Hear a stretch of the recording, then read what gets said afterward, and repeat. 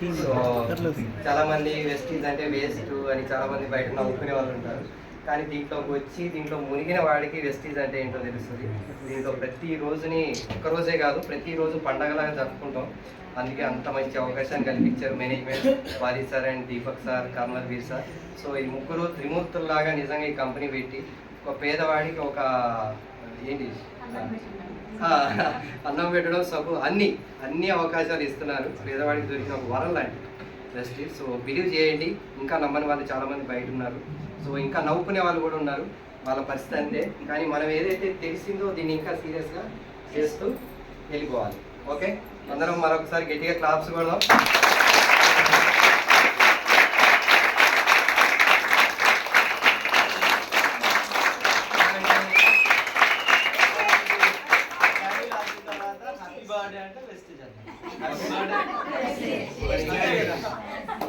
ఇలాంటి సెలబ్రేషన్స్ ఇంకా చాలా జరుపుకోవాలి.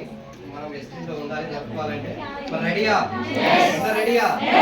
మరి నెక్స్ట్ ఇయర్ కల్లా మన అచీవ్మెంట్స్ కూడా చూపిద్దాం కంపెనీకి.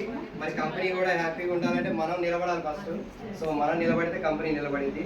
సో ఇంత అవకాశం ఇస్తుంది. సో ఇవాళకి కూడా 21 సంవత్సరాల్లో ఏ రోజు కూడా పే అవుట్ కూడా ఇంతవరకు లేట్ అవ్వలేదు. అంత సీరియస్ కమిట్మెంట్తో వర్క్ చేస్తుంది. సో మనం దాంట్లో ఉన్నందుకు మరొకసారి గట్టిగా క్లాప్స్.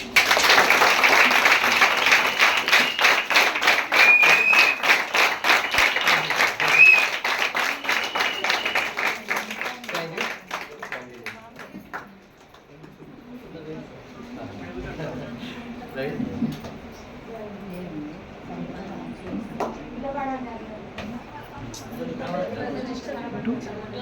2 6 పెట్టండి.